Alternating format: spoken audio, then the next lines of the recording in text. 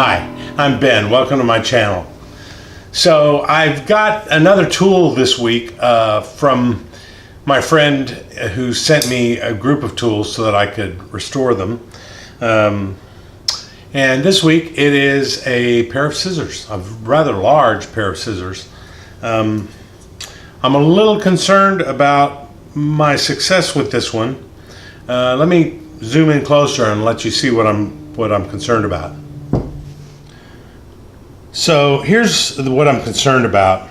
I don't know if I can take this apart. It looks like the screw goes all the way through, and then it was probably pounded out so that you couldn't take it out of this nut. I don't know if I can take this apart without ruining it, so I'm tempted to not do so. I think instead I'm just going to work with it as it is, and then at the very least I'll have a functioning, albeit not perfect, but at least it'll be functioning and I can make it look prettier, and we'll go from there.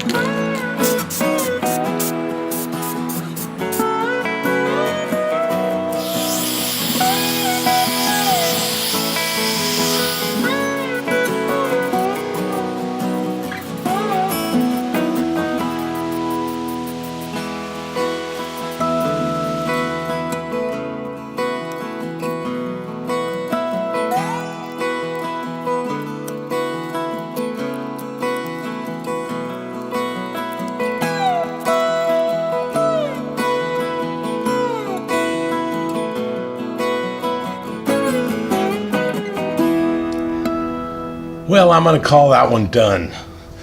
It's not exactly how I'd hoped it would be, but I think I learned a lot from this one. Part of the problem with this scissors is that once I took the wire wheel to it, it was a lot more pitted than I had anticipated. And, I wanted to get it down to a really mirror finish, which that's fine. I can get it shiny, but the pits are still there. And the other problem I had was when you don't remove this bolt here, and you don't take these two pieces apart, what ends up happening is you have to kind of clean around the nut. And unfortunately, when you do that, the streaks from the sanding go in multiple different directions. Whereas when you take it apart and you put it on the belt grinder sander, all the lines go in one direction. It makes it much easier to clean all that stuff out when you go to buffing it. I did better on buffing than I have done in the past, but I'm still not doing it the way Joe or Scout Crafter would do it.